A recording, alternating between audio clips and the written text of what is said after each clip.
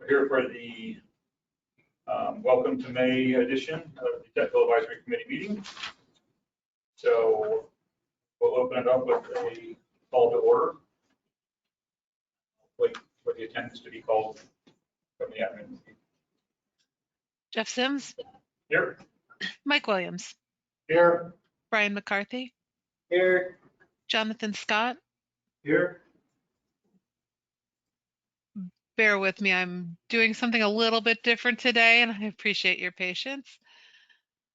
Michael English, Present. Robert Frey, Anna Quinones. Let me just double check. Okay. Laura Lenhart, Present. Gina Du, Here. Leland Dicus, Marcelo Tavernari, Bob Campbell, Here.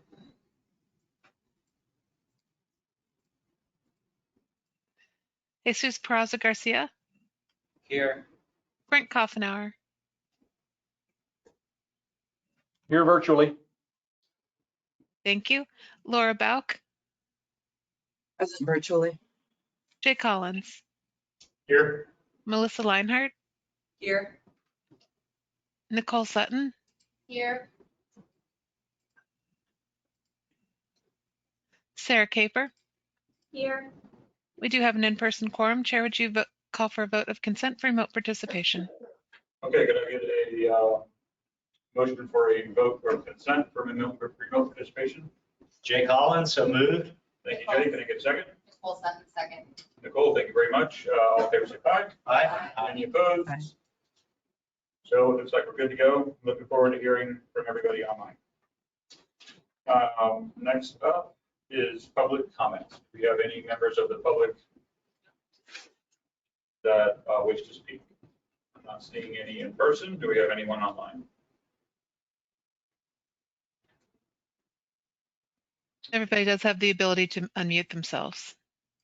Okay. There are a couple.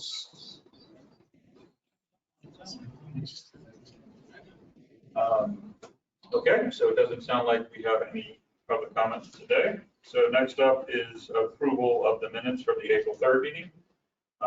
They were as part of the packet. I know I was not here because my car broke down Selman on the way here and I was left in the sun for an hour while I waited to get towed. Anyway, so thanks for Mike for pinch hitting and, so I hope everybody reviewed the minutes. Is there any questions or comments? Are we supposed to do the March minutes too? I thought we didn't have a quorum last month. You were right about that. I may have neglected to include them. I don't know, is it better to just bring it up next month? We can bring it back next month. Okay, so at this point, we're still approving the April minutes. I think we're going to have to take up the March minutes at a future meeting. So any comments, Bob? No, it's going to move to approve them. All right, so can we get a motion to approve, Bob? Yes. All right, Bob Campbell, motion to approve the minutes. Do we have a second? Second, Jesus. Jesus, thank you for the second. All in favor, say aye. Aye. Any opposed? All right, thank you very much. Okay, first up is the TIP amendment. Looks like Roger.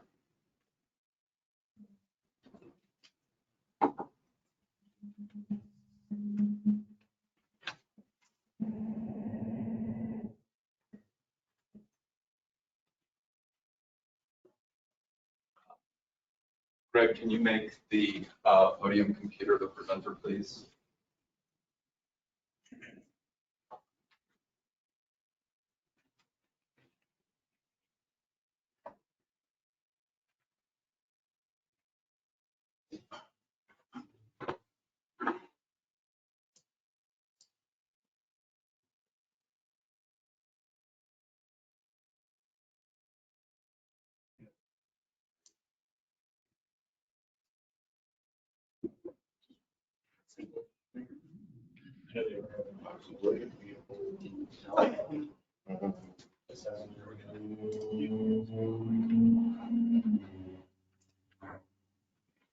Yes, everything.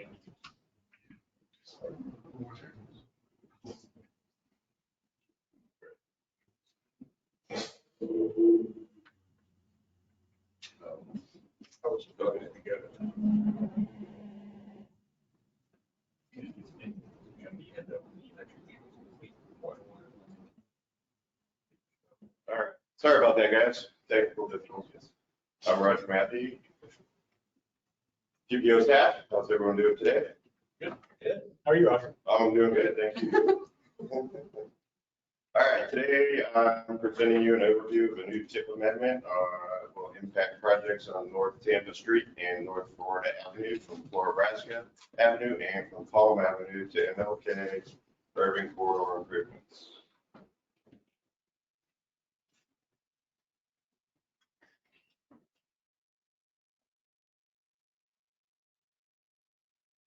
All right, now this is one.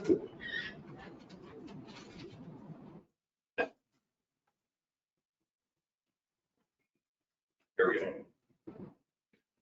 All right, this DFP amendment is being requested by FDOT to add design funding for fiscal year 24. This will include upgrade to the drainage systems that will reduce flooding along both corridors. On Tampa Street, there will be multimodal improvements to include curb line relocation, widen the sidewalk on the east side of the street, and create a 12-foot shared use path on the west side of the street. On Florida Avenue, the multimodal improvements here also include curb line relocation, narrow the width of the travel lanes, and widen the sidewalks on both sides of the street. Bulb outs will be constructed in areas with on-street parking at Columbus Drive and at MLK along Florida Avenue. All right, this slide here is the interim conditions for, sorry. These are the interim conditions for Florida, Tampa Street, the two columns on the upper left. And the final conditions are also on the bottom side. Florida Avenue is on the right, top interim conditions, and the bottom of the final conditions. I'll leave this here for a bit so you guys can review it.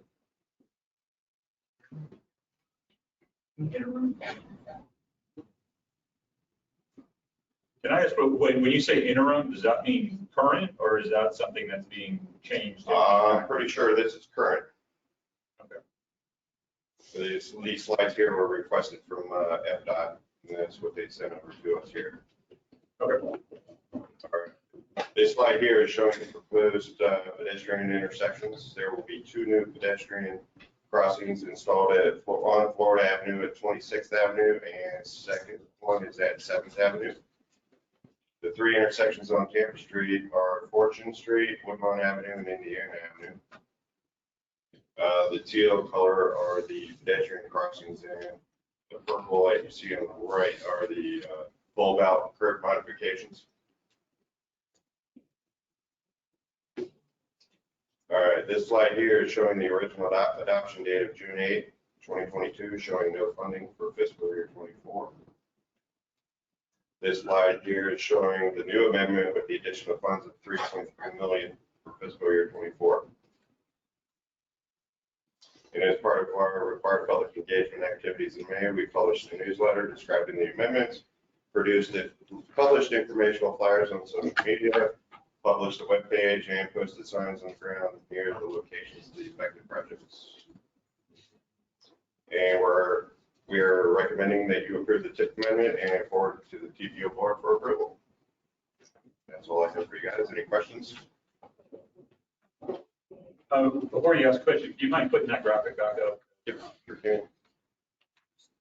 I was too busy asking questions to get a good look at it. The one with The cross sections, please. Yep, I got it. Yeah, and if I could interject, sorry, Ben Watson with Florida DOT, I didn't know about this project. Okay, you can step up to this. Just real quick on, so it's real quick on the typical sections, when we say the interim condition, what it is that, so there's a lot of work that goes into this part of this drainage work, along with the sidewalk widenings. The interim condition is basically until the bus rapid transit route comes online. So the work will be done, and then once the BRT line comes online, then we'll go ahead and implement it's just simple pavement, siding of pavement markings along with some median separators, some traffic separators that have to be done. So there's a lot of underground work. The drainage is the biggest component of this project because there's a lot of flooding out there. And then so there'll be some decent bike ped improvements. And then once the bus comes online, then we'll go to the final condition. Okay.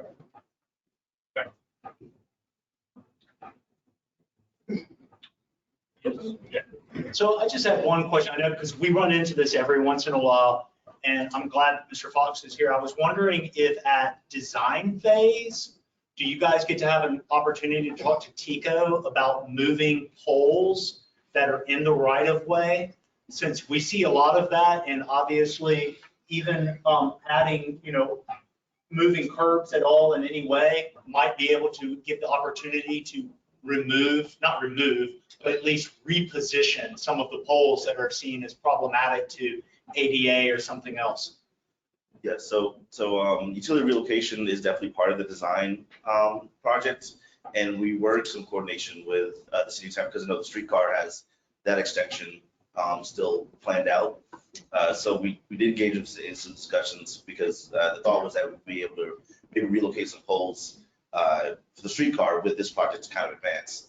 However, we did discuss internally with our utility folks, and we're not able to do that because we can only basically have them relocate if they are kind of in the way of something that in our project. So we can't have them kind of relocate for like the Tico projects. And in addition to that, sorry. And in addition to that,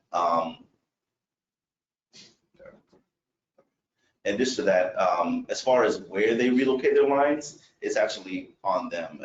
Again, so we can say, hey, can you move this because we have this turn lane coming in or something like that. But we can't say, okay, well, can you put this line on the left side and this far from the curb or something like that, unless it's some kind of standard or standard in place that prevents them from doing so. So we're kind of, I don't know. Yeah. So yes, we can, but it's limitations to, if anything, if our project is in the way, or if their lines in the way of anything that we have proposed in our projects. Thank you.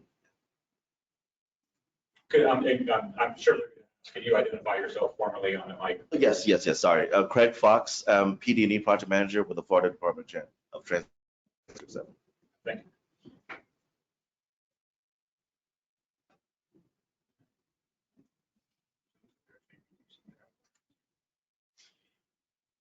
Craig, I did have one other question.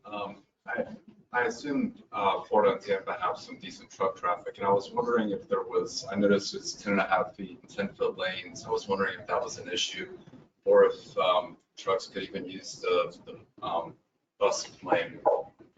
So we're not allowing freight in the bus lane. That's strictly for transit and for people making a right turn. Cyclists are able to use the bus lane also. For trucks, that's kind of what we have. So we have 10.5 foot on. So on the final condition, start at the left side, so Tampa Street. So yeah, we have 11 feet in the rightmost lane in the direction of traffic, and so that will be the lane that trucks can use. And then for going to the middle typical section, that's 10.5. And then just 10 going north of Florida. So I mean, it is narrower lanes, especially when it's northbound Florida. But so far that's been okay with what we have proposed. Okay. And we are kind of trying to slow down the traffic along there too. I don't have the truck traffic numbers on me, but we can get that and follow up with you guys on that. It was just a curiosity. Okay. The lane width, and if y'all had a standard or a concern. Yes, sir. That's great that you said the bikes can use the transit lane. Yeah. Are you gonna is there gonna be like a separating diagram? It's hard to tell, but is that just paper markings or is that? No.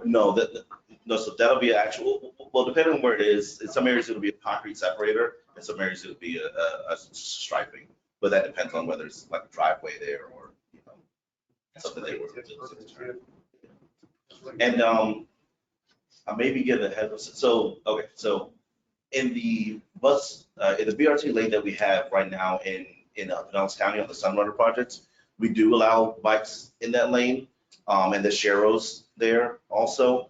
The more I think about it, I'm not 100% sure bikes will be in there, that we'll have Sharrows in there, but I'm not aware of a BRT lane that has banned cyclists. Yeah. And since it's the arterial street, then bikes can go in any lane. So I'm not aware, I'm not 100% sure we're gonna have Sharrows in there, but since it's arterial, bikes can go. Yeah, that's good. Yeah. That's awesome. No, that's very, I did not know that, so I think that's great. I mean, it is curious that, I mean, it looks like the standard flow is reducing from 3 lanes to 2 lanes with the addition. So I guess you guys have done the numbers to show that that's not going to be. Yeah, we did run a traffic analysis and we looked at particularly the intersections and some, I think 1 or 2 of the intersections actually improve oddly enough. And the rest of them, it's not a huge detrimental drop in performance. So that was really good news. So, you know, we're really able to serve all road users in this case. Mhm. Pretty excited about it. Well, it certainly seems like a lot of the aspects are positive, you know, with, like you said, the drainage and the pedestrian crossings are always encouraged. I'm assuming they're probably coordinated with what the bus stops will be too, but so I certainly would have no objection to it myself. But do we have any other questions or comments? I have a quick question, just on the typical sections. Are you increasing the width of the pavements when you go from 33 to 34 and 41 to 41 and a half? Or is that just a typo? 33 to, okay, 33 to 4. Okay. So let's see what's going on. I think it's, let's see if I can check. I think my kind of copy is separated there. Yeah, so I think, good question, because sidewalks didn't, sidewalks stay the same, but then we magically create 2 feet. Break the space time. So, yeah, maybe we have to get it, but I think that the measurement is adding up to 34 feet. So unless they're including space, like the only thing I can think of is they include the space in the gutter pan, and that's getting added onto it. But yeah, I'll have to check out that. Maybe it might be just an error. Sure. And 1.5 foot buffer between the bus. But what was, I'm sorry, 1.5 feet? Just 6 inches on the. Just saying, instead of a 2-foot concrete raise, it'll be a 1.5 foot concrete raise if there's an issue with the mass there. Regardless, I think it's a step in the right direction. Yeah. So, you know, if there isn't anything else, Jay Collins, I would make a motion to approve the North Tampa Street and North Florida Avenue corridor improvements. Jonathan Scott, second. Thank you, Jonathan. Any discussion? All in favor, say aye. Aye. Any opposed?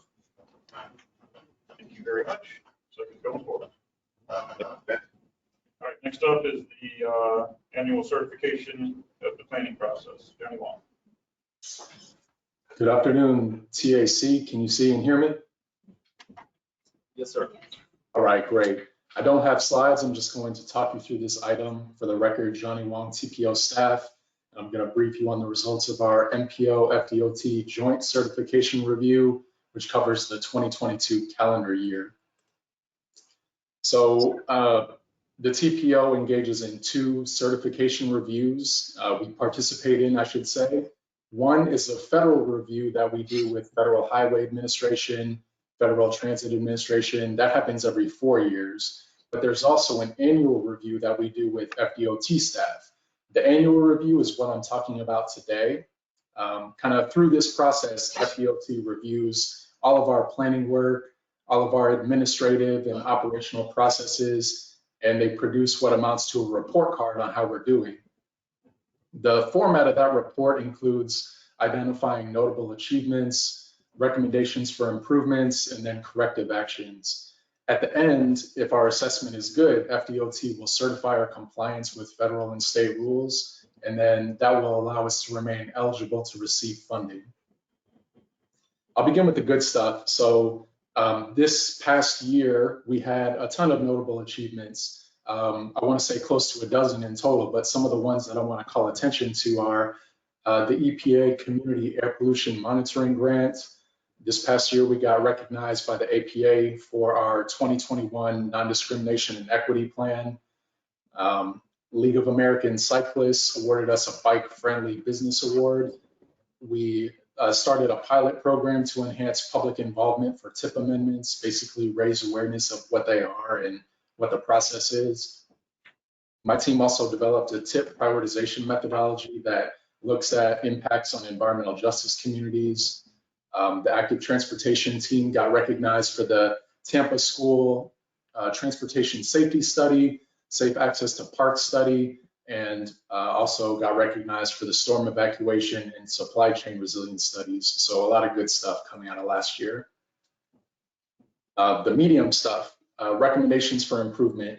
We had 2 minor comments. The first one is just a general comment that District 7 included on all of the MPO's review. So take it for what it is, but they recommended that we continue coordinating with district liaisons during the consultant procurement process so that we can ensure we're being compliant with all applicable laws. And then the second recommendation is for us to continue educating board members and advisory committees of their roles and obligations. And the implication is that by understanding their roles and obligations, they can more effectively influence planning activities, not asking TPO staff to do something that's kind of outside of our scope. Wrapping up, we didn't have any corrective actions, which means FDOT is placing us in the lowest risk category to continue receiving funds. So there's no additional paperwork. Basically, we're like the lowest tier, best performing MPOs. This is an action item, and so the action that we're requesting of the TAC today is based on what I just reported to you, based on the findings included in the joint certification summary, which is in your packet. The TPO is in compliance with federal and state laws, so we're asking that you support our recertification and then authorize the TPO chair to sign the joint certification statement at the board meeting next Wednesday. So that wraps it up for me. I'll answer any questions you have now. All right, thanks, Johnny. Do we have any questions? I do know this comes up annually. It certainly seems like it's a good summation. Most importantly, no corrective actions. I think that speaks for itself. So I don't think we have much to be critical about, but for certain. So with that, no other discussion. I guess we are looking for a motion to support recertification of the TPO and to authorize the TPO chair to sign the joint certification statement. Can I get such a motion? Bob Campbell making the motion as stated. Do we have a second? Jonathan, second. Jonathan, thank you for the second. Any discussion? All in favor, say aye. Aye. Thank you. Any opposed, say nay. Looks like the ayes have it. All right, Johnny. Great, thank you all.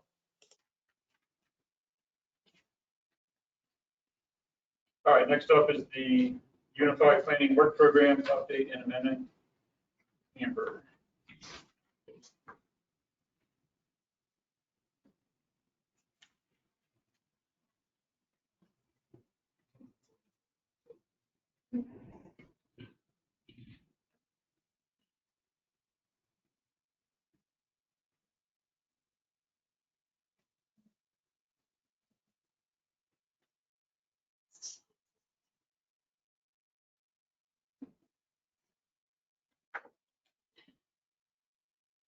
Good afternoon, TAC members. I'm Amber Simmons, TPO staff, and the purpose of this presentation that I have for you is for you to have the opportunity to review the Unified Work Program, and the purpose of the amendment for the work program is to receive some additional funds.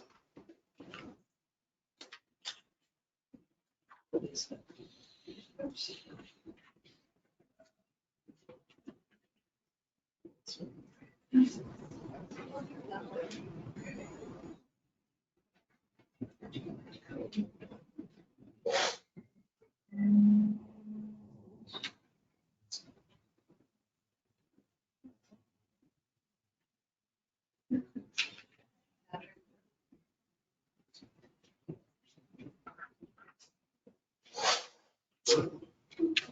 Amber, Roger, can they control it online? Is that the issue up there? There we go. Perfect. All right, now we got it. So I apologize for that delay. Presentation provides you with our routine annual review of the UPWP, which is its 2-year cycle, and was provided in your packet for additional review. We list the projects, the listed projects that we have are not new and the tasks have remained the same. And I'll briefly review our projects and focus our time really on the amendment and what is new. We are almost at the midpoint of our 2-year budget, and as a reminder, the Unified Planning Work Program is a 2-year document and the budget and on occasion requires us to make amendments if there are changes in our budget, scope, or we're adding any additional projects. Our fiscal year goes from, for 23, goes from July 1st of 2022 to June 30th of 2023. This slide reviews our 17 current and ongoing projects. There are actually a couple additional long-range transportation projects that we have that are about to kick off. These are our 6 main tasks, and I apologize, it's a little tough for you to see in the contrast. And a 7th regional task that was developed for projects that have a transfer of funds between MPO and TPOs. Our first task is transportation planning management. Second is system and corridor planning. Third is the long-range transportation plan and data monitoring. Fourth is transportation improvement plan.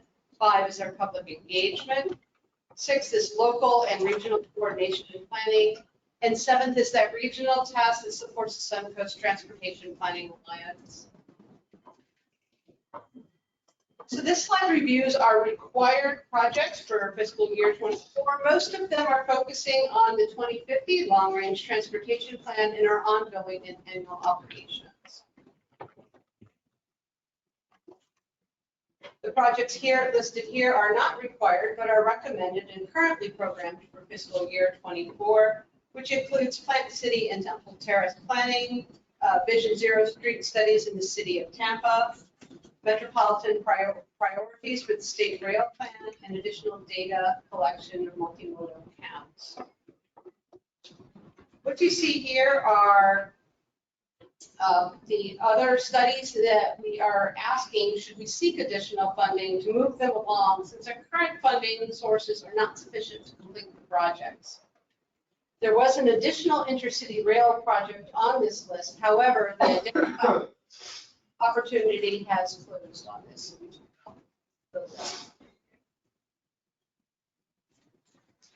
So here is our focus on the 24 budget and some of the new information for you. We are looking to add an additional allotment of $13,655 in planning dollars. And there were funds left over in fiscal 23 that are transferred for use in fiscal year 24 that equals $46,033 in planning funds and $59,172 in surface transportation block grant funds. We'll also be looking to receive $389,875 in an Environmental Protection Agency grant for an air quality network monitoring project, which brings our updated budget for fiscal year 24 to $2,467,574 in planning dollars and $659,172 in surface transportation block grant dollars or SU funds. Lastly, the Florida Commission for Transportation Disadvantaged, or CTD state funds, was estimated at $50,496 based on our fiscal year 23 allocation. However, we recently received additional information that may be actually more in the line of $52,873. So the purpose of the UPWP amendment is to shift some existing funding between tasks to accommodate our greater efforts in public engagement and regional coordination. Add the $389,875 from the Environmental Protection Agency's Enhanced Air Quality Monitoring for Communities grant for the Distributed Air Quality Monitoring Network for Disadvantaged Communities project. And adding the additional $46,033 in PL funding and $59,172 in SU funding from the closeout funds, as well as the additional allotment in planning funds of $13,655. So the total budget change that we're looking at is adding $508,738.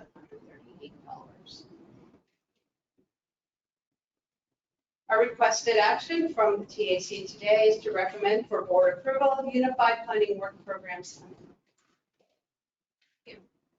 All right. Very good. Always like to see additions rather than subtractions. That goes over a lot easier. So do we have any questions or comments from the committee? Certainly don't think there'd be any objections. I can personally say we were very excited from our organization to see the EPA grant. I mean, that started off as a relatively modest project that has gotten, juiced up further. And I know I've said before, we kind of get hung up a lot on the movement of the traffic and the delays and things, and sometimes forgotten about the side effects of all the traffic. And certainly the air quality is something that I think more available information would be beneficial going forward. And it's surprising how much there's not a lot of information out there. So I think it's great that we're doing something like that. So I'll get off my soapbox there. So all I'll say is I couldn't move the money forward fast enough on that one as far as I'm concerned. Have any other comments? Okay, can we get a motion to approve the UPWP amendment? Who haven't we heard from today? Melissa Leinhardt, move to approve. Melissa, thank you. Can we get a second? Brian McCarthy, second. Brian McCarthy, second. Discussion. All in favor, say aye. Aye. All right, very good. Thank you. All right, next up is the status reports. US 41 and CSX grade separation project.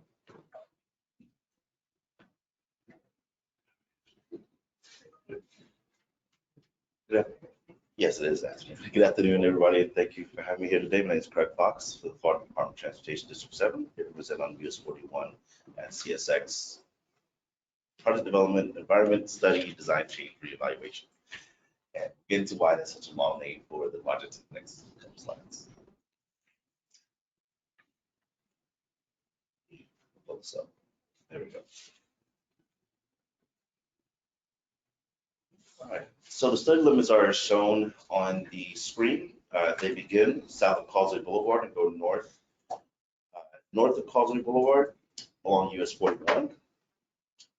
And the public hearing location is so there at the top left corner, and we'll get into more information on that near the end of the presentation.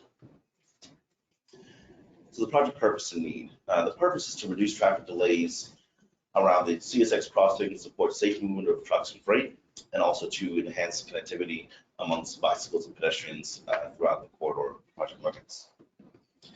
Now the needs develop from delays during peak hours in the morning and evenings. There's heavy truck traffic along US 41, and there's also the CSX railroad crossing south of Causeway Boulevard, which can result in some severe delays. As you may notice, whenever you go out there, there's a switch yard to the west of that CSX railroad crossing, so the trains have to back up. A lot of times, sometimes they can block the tracks for upwards of half an hour in the worst case scenarios. So also the safety need for the project too.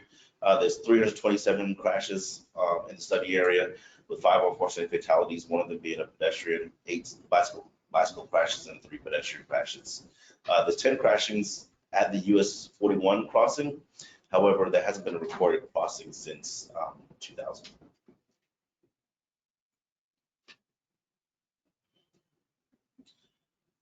Now, this is why the name is so long. It's because it was a study that was previously approved. The 1994 environmental assessment, or the FONSI, that one was an approved PD&E study. It was along Causeway Boulevard, and limits went from State Road 60 all the way to US 301. So the limits were around 7 miles long. And the image that we have shown there, that was actually the recommended alternative from that 1994 study. You may notice that they were grade separated at Causeway Boulevard in US 41, and they also were grade separated across the railroad crossing to the south, where our mouse is covering over there. And the concept that we have, or the proposed alternative that we have today, we are not grade separated at the Causeway Boulevard intersection, but we do grade separate that crossing, railroad crossing south of here.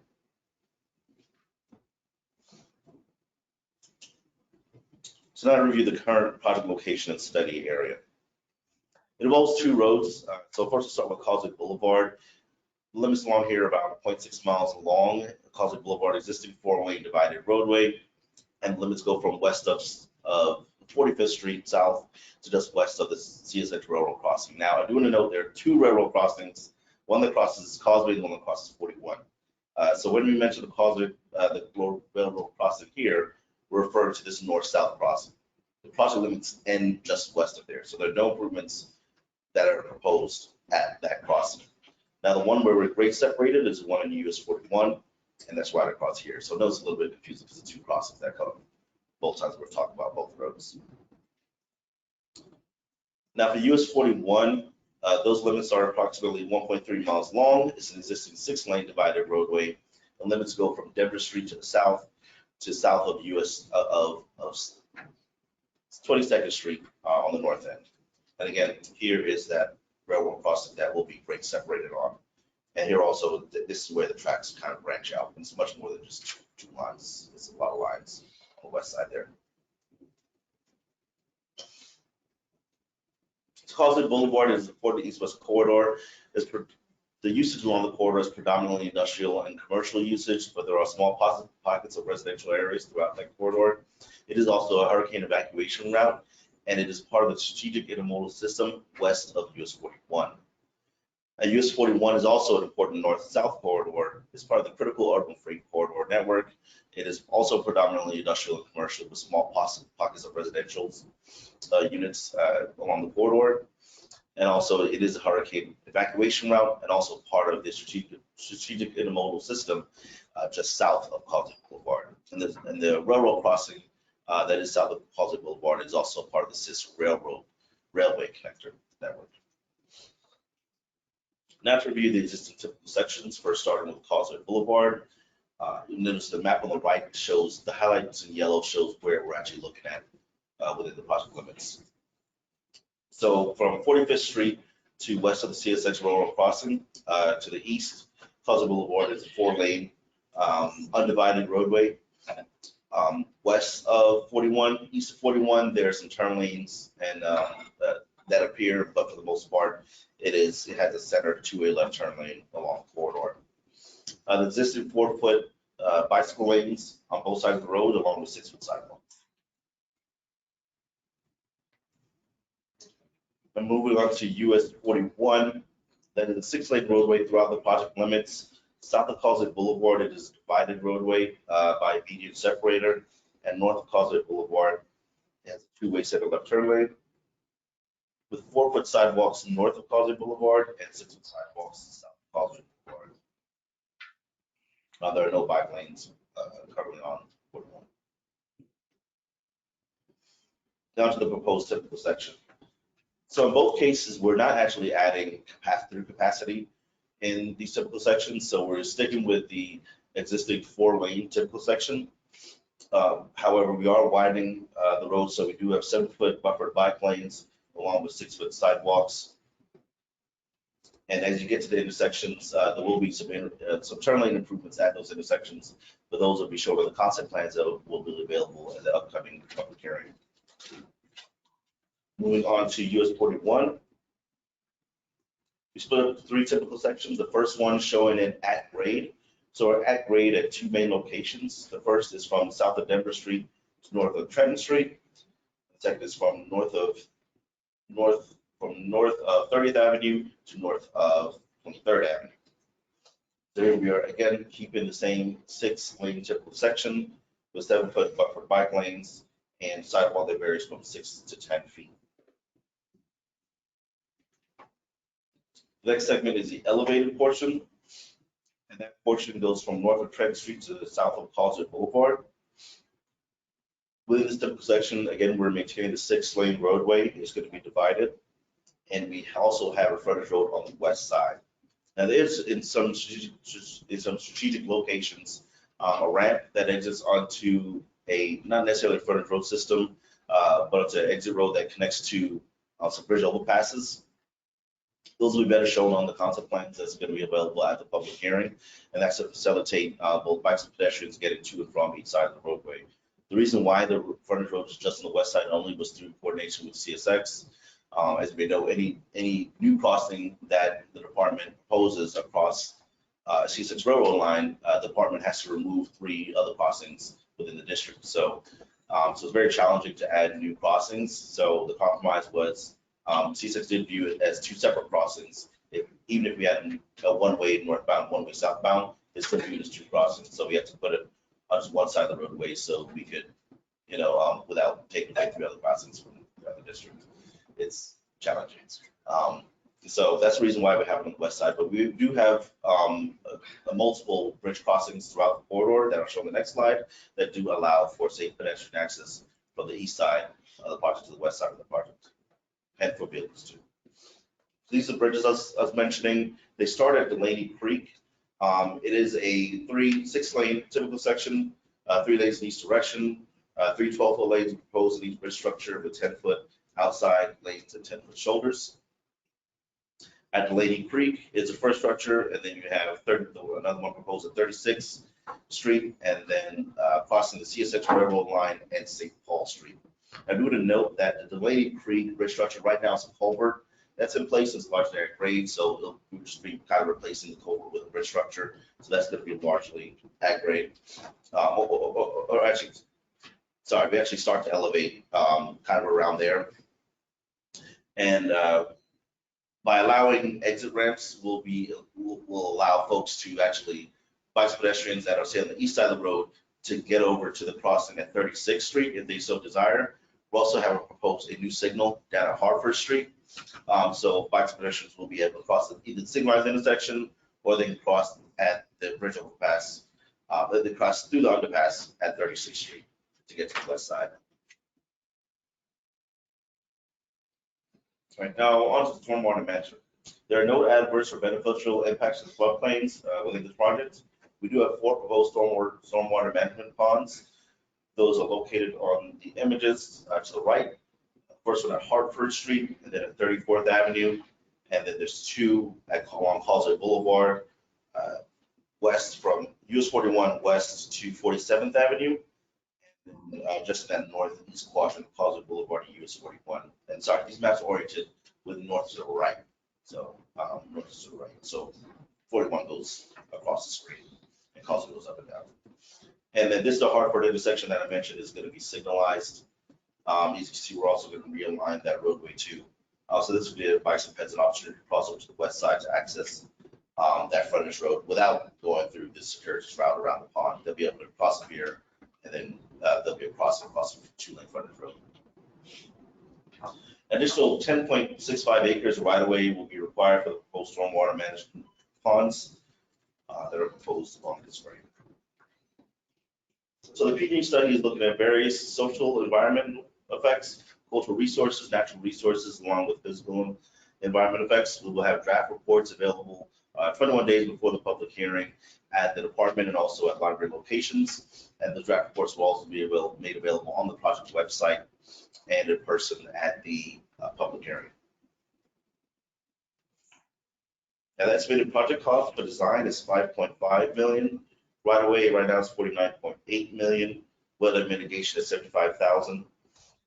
Construction engineering inspection at $12.18 million, and construction at $121 million, with total project cost of $189 million.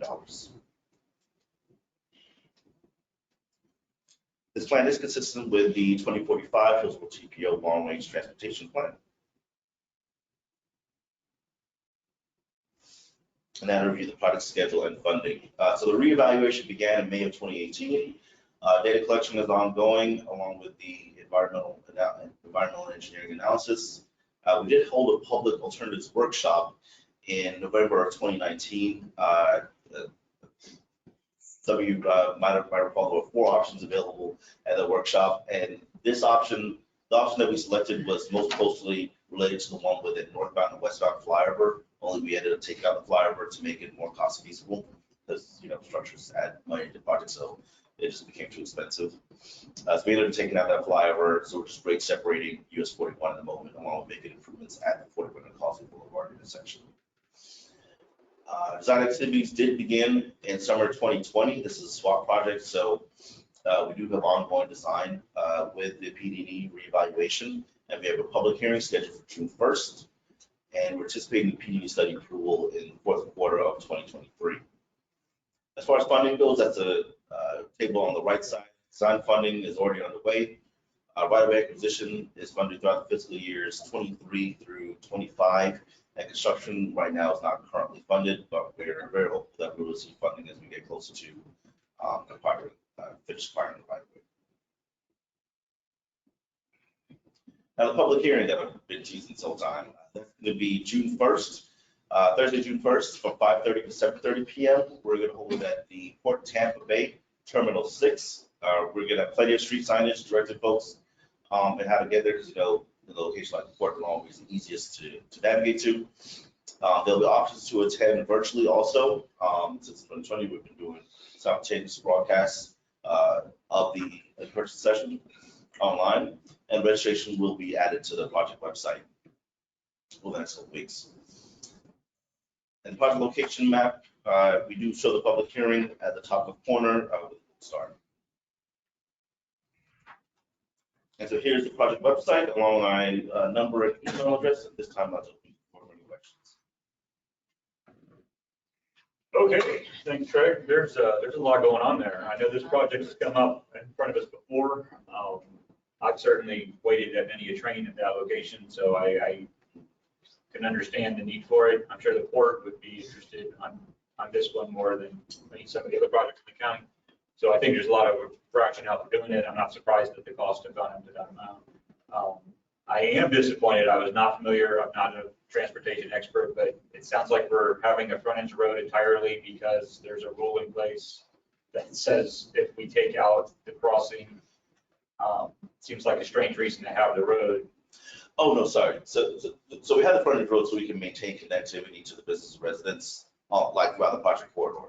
Okay. So we're gonna do, I know in the original 1994 study, they didn't propose a frontage road system. It was just kind of just live with it and suffer, I guess. Okay. But since then, our philosophy's kind of changed quite a bit. So we were gonna do the frontage road no matter what. Okay. The difference was whether we have, because we're trying to do it on both west side and the east side.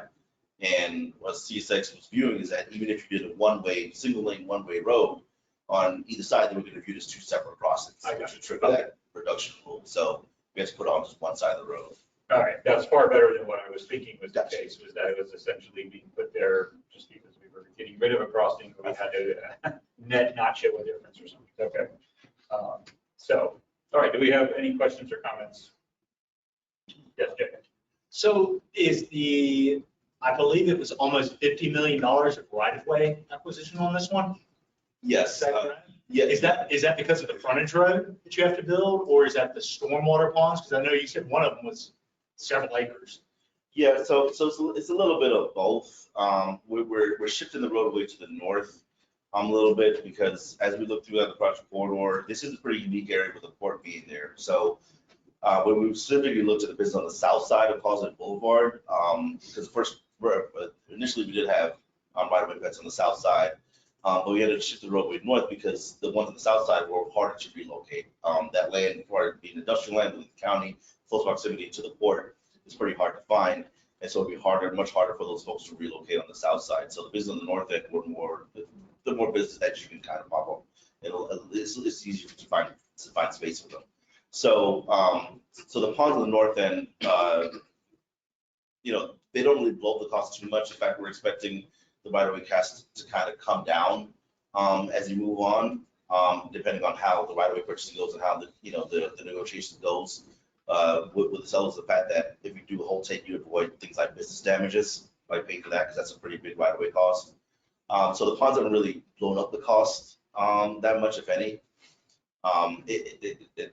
So it's kind of in both. You have roadway impacts, you got the stormwater impacts, and the fact that you just widen the facility and you have to grade separate it.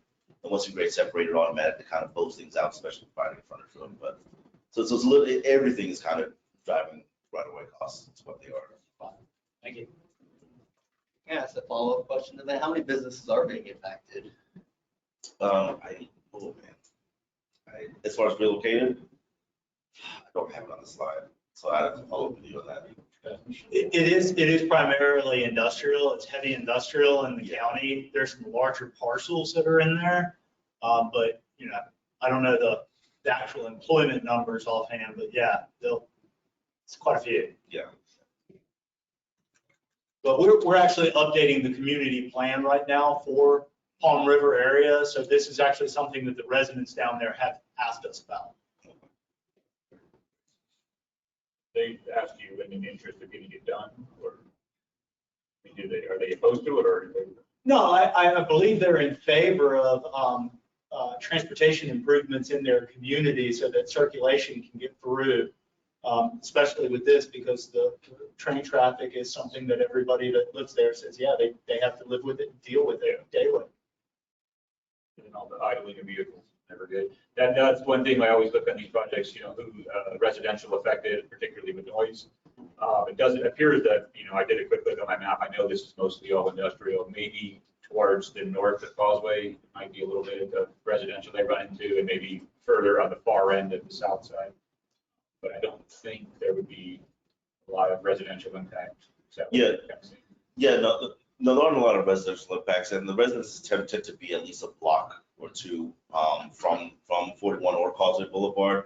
The majority of the residences are in the northwest quadrant of Causeway Boulevard, and like you said, they are kind of further out west. But even along 41, there are some areas where there are some residences along there too. Yeah. Right. Looking at your typical section, like before and after the bridges, you show bicycle lanes, but on the bridges, you're not showing bicycle lanes. How are they? Yeah, so at Hartford Hartford is going to be a signalized intersection, and then actually let me go to stormwater. And that's actually, so things look kind of further apart on that map I had to the right. So you can kind of see right here, the blue is actually that wider sidewalk, and that's actually where it starts to peel off, and we start to grade separate. So the Lady Creek Bridge is kind of like the first one they start to cross, and the sidewalk here peels off and it goes down to 36th Street, where folks will be able to cross underneath to the frontage road. But they can also cross at Hartford too, and then take that sidewalk up here, and then we're also going to have a crossing that goes across the two-lane frontage road there. So whether you're east side or the west side, you have multiple opportunities to cross. We just wanted to make sure that it was, accessible both ways, and the folks had options. Good question. I mean, probably better to keep people off the bridge if they don't have to be there. So Yeah. So cyclists could ride on the bridge, because it's not Church Street, it's not limited access, so we don't ban cyclists for materials. But we did want to provide a decent facility for them to ride on instead. We also got some comments in the prior committee meetings about adding some better I don't know if wayfinding is the right term, but just like an advance note to cyclists that you have an alternate route that you can take. So we're looking to add that to our design too. All right, thank you. Any other questions? Okay, so this was just an update, but we will express our appreciation and look to hear updates coming up down the line. Thank you, everybody. All right, last scheduled item is the county truck route plan update. Yes, good afternoon, everyone. This is just an intro to the Hillsborough County Truck Route Plan and 2050 Long Range Transportation Plan Freight Technical Memo. We are doing both of these as a combined project. Right now, we're operating under the 2045 Long Range Transportation Plan. And so this will feed into that 2050 update. So I believe it was updated in 2005, but the map is from 2014 most recently. And it serves to provide routes for freight trucks on the more appropriate roadways in the county. The technical memo for 2050, these are needed investments by 2050 based on updated employment and population growth that we're going to be looking at later this year. Projects from FDOT, Port Tampa Bay, Hillsborough County, the City of Tampa, Plant City, and Temple Terrace. I apologize, I left out the airport, but we'll also be reaching out to y'all too. It's changing something. Okay. Anyway, we will be prioritizing those projects based on the need and available funding in the 2050 technical memo for freight. The project schedule on the left is the truck route plan schedule that we will be performing the O&D analysis, conducting outreach starting probably early June. We're getting a MetroQuest survey together specifically for this project. And then we'll be establishing the truck route evaluation criteria and other freight network criteria to evaluate those routes and preparing the technical memorandum. On the 2050 LRTP memo, a great deal of data goes into this, creating an inventory for the freight factors for the freight network. And then we'll evaluate the overall network and look at those identified projects throughout the county. Then we will estimate the planning level costs and recommend those identified projects. And then those will be further whittled down by the various levels of investment that we have that we prioritize to a smaller number of projects. So data and considerations, we are looking at replica data, which gives us a good bit of data on commercial vehicle activity throughout the county. We have existing data on travel time reliability, which will show us some of those congested roadways and intersections and which ones are less reliable. Overall vehicle miles traveled throughout the county and on different roadways, as well as crash data, pavement condition, and travel speeds on those roads. And a great deal of other data that will go into this. These are just some highlights. So for the general public, we will, as I mentioned, be doing the MetroQuest survey. It'll have an interactive map, questions, and we're going to do some small group meetings as needed or requested. We're also going to go to some county commissioner town hall meetings and some other meetings that, for example, the community plan that Jay just mentioned at Palm River. There's also a Valrico community plan coming up. There's also the future land use element, which is being updated. So we're going to try and have a presence at all those meetings to get a little bit more public outreach. For the freight providers and stakeholders, the airport, port, and Office of Commercial Vehicle Enforcement, Florida Highway Safety and Motor Vehicles, and there's a freight advisory group statewide with members. So we will be reaching out to all of those different groups, and we'll be offering and trying to hold small group meetings and interviews.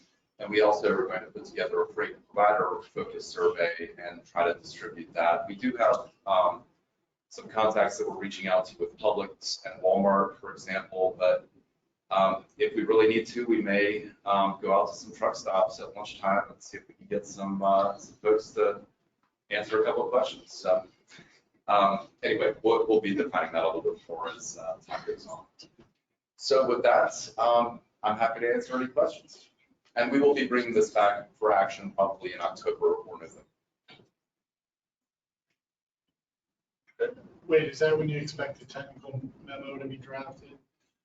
That will be the full completion of the full project. I think we might be a little earlier on the truck route plan because we sort of have that scheduled initially. Yeah, that's. Yeah. Okay, any other questions? Thank you. Look to hear forward going forward. All right, that was the last scheduled item. Is there any old or new business? There was a comment here about a new Plan Hillsborough website. Yes, just a quick update for you. I believe we're going live with our updated website on May 9th. It'll be the same web address, but we'll just have a different look, be a little bit easier to navigate and a little more streamlined, is my understanding. So looking forward to that happening. We will have all the old content available for a year, I believe, on the old website, just so we don't lose anything in the switchover. All right, very good. All right, I have two quick items I just wanted to mention. Number one, kind of related because of relation to the Planning Commission. I wanted to thank them. They participated in the port cleanup about a week ago with our agency and the port and some other groups. And I was there for the first time, and I will tell you, as rewarding as it was also equally disgusting to think that much trash is just haphazardly released. I mean, we filled 100 and something bags, and we weren't even one of the groups with the highest number, and it was just completely entangled within the mangroves. And we were over there off of McKay Bay. But anyway, I appreciate the port, and I think TPO had an aspect into it too, and their participation, and encourage anybody to do that going forward and do anything you can to help reduce litter from the community, because I think most of it is coming from storm drains from the traffic routes. And you know, and from having, I don't want to go off on such, but having been there, I've noticed it a lot more as I've been driving around, how much these remnants are on the side of the road. So seems like, anyway. The other item I wanted to bring up, this is my one time a year where I plug our clean air fair, which is this coming up Thursday from 11:30 to 1:30, 2 blocks down the road at Boquassa, right there next to Hilton. It's simply a bunch of exhibitors. There's no fee. If you want to participate, we usually have TPO, BART, the airport, you know, various members of the committee. So if you want to participate, let me know today if you're not already on our agenda. But anybody certainly working down here, we would appreciate you going. We got free tree saplings through a grant from forestry. There's live music, and there's, you know, it's just a very informal aspect to talk about the environment, and then transportation and so forth is also represented. So we encourage you to come. If anybody would like a flyer, I have a couple with me. That's it for me. Anybody else with any questions or comments? Okay, we will see you all next month. Thank you very much.